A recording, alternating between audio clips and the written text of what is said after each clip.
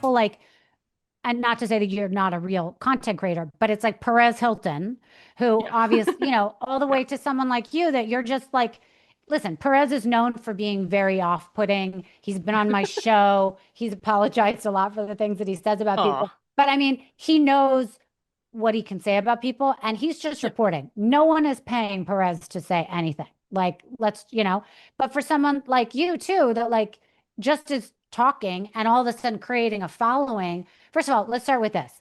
Have you been paid to smear Blake Lively? No, but I'm kind of hurting for cash, so hit me up. Right. Have you ever been contacted by Justin Baldoni or any of the people that work for him? No, I've never spoken to anyone on either side involved in like this PR war. Right. And so everything you are saying, not to lead you, but everything that you say is based on opinion, or is someone making you say these things?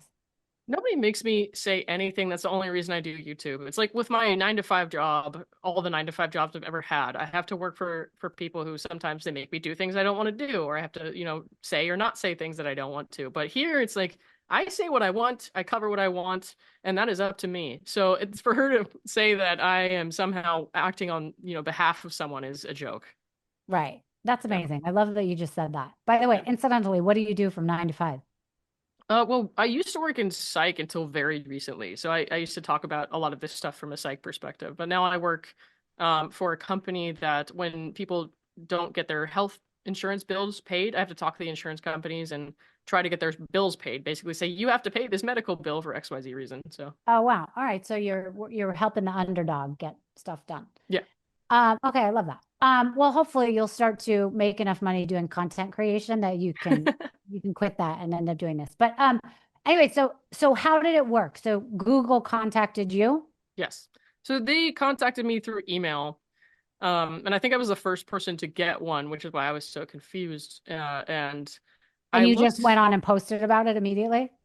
I did, and then I deleted it because I was like, somebody was like, this is a phishing scam. And so we went through this whole thing for a few days where it was like, this is a phishing scam. This is not a real subpoena. Yes, it is a real subpoena. No, it's not. And so that was a hard thing for 4 or 5 days because the lawyers would not answer when I asked them, is this a legitimate? Are you seeking my information from Google? Which is what you're supposed to do. You're supposed to contact the person that they list there. But her Okay. attorneys would not respond.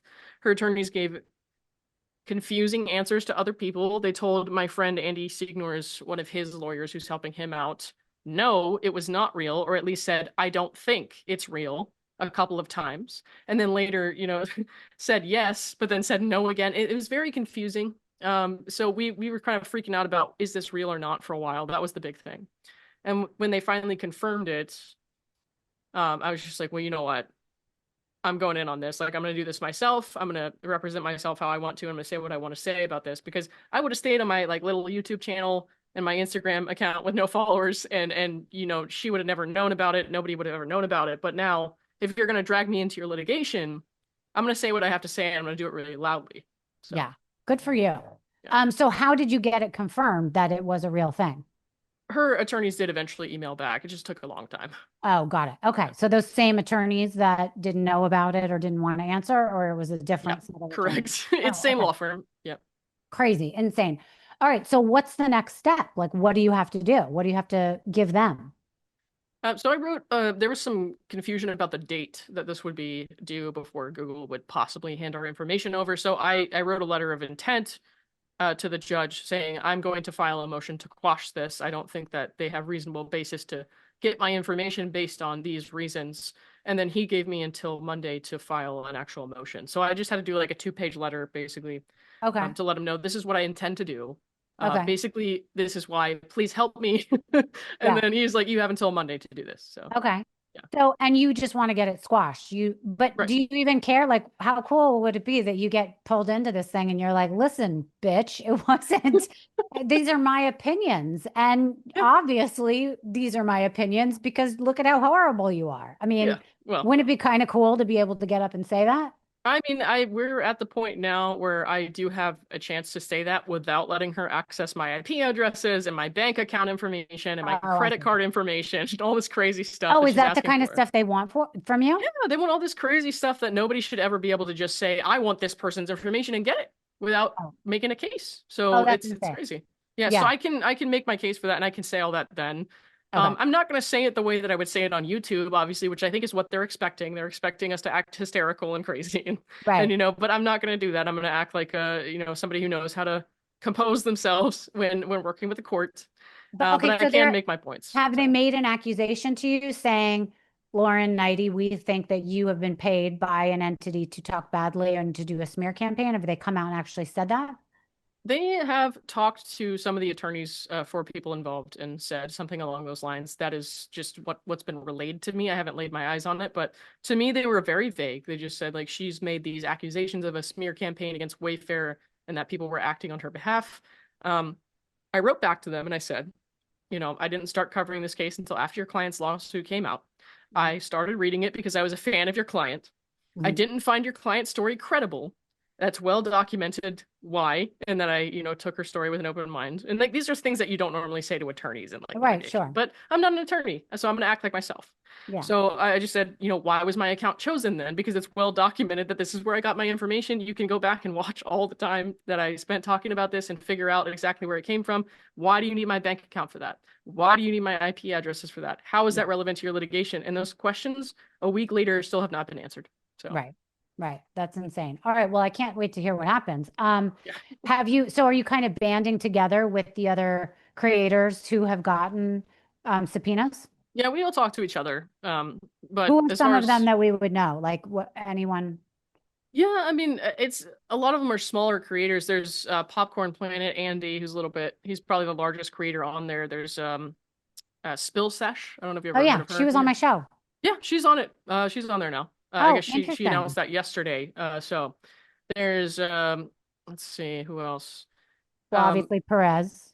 Right, Perez. So Perez is actually the thing with these is like we're a little bit separate from that because Perez, Candace Owens, and then also Andy's on both. But Perez and Candace Owens got separate subpoenas personally, so they got served personally, not through Google like we did. Oh, okay. But have you So gotten a yeah. cease and desist or anything? Have they said you have to stop talking? No, but good luck with that. I mean, wow, that would not go well. Right. But can you imagine? I mean, like, Can I I imagine? Yes, at this point, yes, I can imagine she would do something like that, but she hasn't yet. So right. And then I don't know that isn't it like first rights, like, aren't you allowed yeah, to speak your mind? yeah. Yeah. I mean, Okay. I don't bother her. It's not like I've done anything to harass her personally. I don't message her and like say I hate you and stuff like that's one thing. You can't do stuff like that, nor would I want to. But you Right. can speak your mind on your own platform as long as you're telling the truth or making it clear that you're speaking your opinion about things, Right. and you're not intending to defame anyone. Like this is my interpretation of this, or this is what I think about this person or feel about this person, and Right. you can't stop people from doing that. That's not how our country works. So Yeah, exactly. You know what's interesting is that the two cases we're talking about, especially with the Laura Owens one, yeah, it seemed like there was a lot of, these online sleuths, these Reddit sleuths are yeah, the people that are really doing the legwork. I mean, doing more of the legwork than sometimes the lawyers or the trials or yeah. anything that's going on. And with the Blake and Justin situation, so many people have read the documents, really gotten really deep into this, done deep dives into all the things because I think they went in with an open mind. Most people really liked Blake Yeah, originally. No right. one even knew who this guy was, besides he was like some hot guy in a movie, you know? By the way, who was the one who was the abuser in the movie? So you would think that Right. most people would not like him. And I mean, listen, it's going to ruin both of their careers. But the reason why I brought all that up, you've now become an internet sleuth, an online journalist, so to speak, which is cool. But like, what do you think about media? Like, what is your personal opinion about how media covers a story and how that makes the story blow up or not blow up and move to one side or the other? I mean, I used to think that people who had all these conspiracy theories about how media is paid off and stuff like that were crazy. But just watching how this is all played out and how these bigger outlets who will totally cover things when Blake's side has something to come out, like when they apparently it was Blake's team, and I can't say that with 100% certainty, that leaked Perez's subpoena, Candace Owens' subpoena. They were all over that, right? But with these, it's like nobody wants to say anything. Everybody's quiet. And I'm kind of like, well, there's a reason for that. Right. You know, they, Right. I feel like they squashed a lot of that press. And Yeah. so I'm like, it makes me question like where I get my information and like why certain outlets are publishing certain information and not other stuff. So I guess it's kind of warped my perspective of the world in general, to be honest. Just seeing a lot of the stuff these attorneys will do and the media will do, I'm just like, wow, this is messed up. So I Yeah. don't trust it anymore. Yeah. And it's interesting. Before you got the subpoena, were you just kind of covering the story daily and like giving daily Yeah. updates of what happened? Yeah, I mean, I would cover the court documents that came out right away. That was pretty much, I mean, most of what I cover, if not all, I mean, there's probably like, I'm gonna say I'm like 90-10 on this, but like court documents are the big thing for me. And then I'll do like, if a popular story is going around in big news outlets, I'll probably comment on that. But other than that, I don't really do too much to like talk about this stuff. So it's Right. mostly court documents. So like, why are you bothering me? Right, exactly. You know? And by the way, what is the latest with the court documents? So they had Blake's team had put out a filing on Friday, basically saying that the reason they couldn't like explain more and she was getting backlash about these content creator subpoenas was because Justin Baldoni's PR team had privately disclosed in these attorneys' eyes only discovery things that our names were on some list of people who had communicated with the PR. So insinuating we're guilty because we were talking to his PR team. But then yesterday, the attorneys for Justin came back and said that's not true. Only one person on the social media subpoenas out of the 42 or 43 that there are was even listed. And it was because they had asked for a request for comment, which is like a common thing for media to do during a high profile case. Right. So they said they called their bluff and they were like, you know what? Let's just make it so it's not private anymore. We're not going to object to this. Go ahead, make it public, and everyone will see that there's no smear campaign and that these people were not on some list and that there's no conspiracy here and that she's basically just refusing to accept accountability and other people's opinions. So Right. Okay. And then the latest is what? I mean, we're waiting until next year to hear more about the details, or do you think this will be settled? Like, what do you think is going to play out here? I don't see a settlement coming unless she decides to drop the sexual harassment claims. I don't think that they're going to let that fly. I think if she did, for some reason, decide to drop that, I don't see it happening, but then they might settle on the smear campaign stuff. That's what I think. They Yeah. might come to a settlement there. But as far as the sexual harassment thing, it's like very reputationally harming, obviously. And it's just like, it's kind of a mind, it's kind of like it messes with your mind to have someone make those kinds of accusations when it's not true. So I don't see that settlement coming unless she decides to let that one go. So Yeah. Yeah. No, I get it. What about the Taylor Swift connection? mhm. Is it true that Taylor Swift was like subpoenaed or something? How is she involved now? She was subpoenaed. They were going to have to argue over whether or not they were going to quash that subpoena, but then it turns out, based on like what was said to the press by sources, so we can only go by sources here because it seems like, in my opinion, attorneys for both sides probably agreed not to comment publicly. But sources, so take that with a grain of salt, said Mhm. basically she decided to give over what they were looking for or give them what they were asking for without the need for a subpoena to be in place. So they withdrew the subpoena. Got it. Yeah. Okay. So do you think that, first of all, what are both people doing now, meaning Justin and Blake? Are they filming movies? Does anyone Mhm. like them? Do they go to restaurants in public? Like, what's their story? I mean, Justin's been pretty private mostly. I think he was recently spotted in a couple of places, but they went out to like Hawaii for a long time. They Him were and his keeping a wife, low you mean? profile. Yeah, yeah, and they've got two kids, so they were keeping a low profile. But then they came back, and I'm guessing it's because they have to be around for depositions and stuff in the last Mhm. month or so. Yeah. But Um, obviously, this is going to be affecting his yeah, career. And I would think he does have a case to come after her and say, this has ruined my reputation too. yeah. Well, a But lot of people don't agree with his claims being thrown out, and they will still have an opportunity to appeal that if they want to, but we have to wait till this all kind of plays out first. okay, got it. And is she filming anything right now?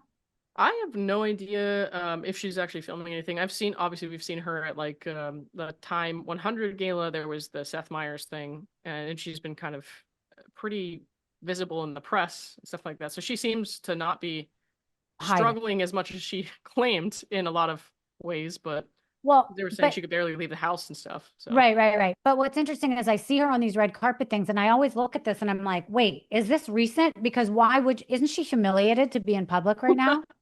And then I mean, I guess like, not. and isn't her husband embarrassed of her? Like, I really don't follow. I don't get why she's doing these red carpet things and acting like nothing's wrong, Right. especially if she was sexually assaulted, abused, whatever, not assaulted, but abused and felt so terrible that she brings such a lawsuit publicly and is like trying to ruin this person's life, I wouldn't be able to get out of bed if that really happened to me. And instead, Right. she's walking around getting her hair and makeup done and on red carpets, Hmm. acting like she's so in love with her husband. I kind of doesn't it's like so clueless to me because she knows the whole world is talking about it. Yeah. I mean, everyone's different in how you respond to trauma if you've actually gone through something like that. So I try not to come down too hard about that. But at the same time, to me, it does seem like she got tired of playing the withdrawn victim and was like, no, I want to be out in front of the cameras and stuff again. So she just kind of let it happen. She's like, you know what? Screw it. I'm gonna get out there and start talking. Yeah. I mean, listen, I'm someone who can definitely calm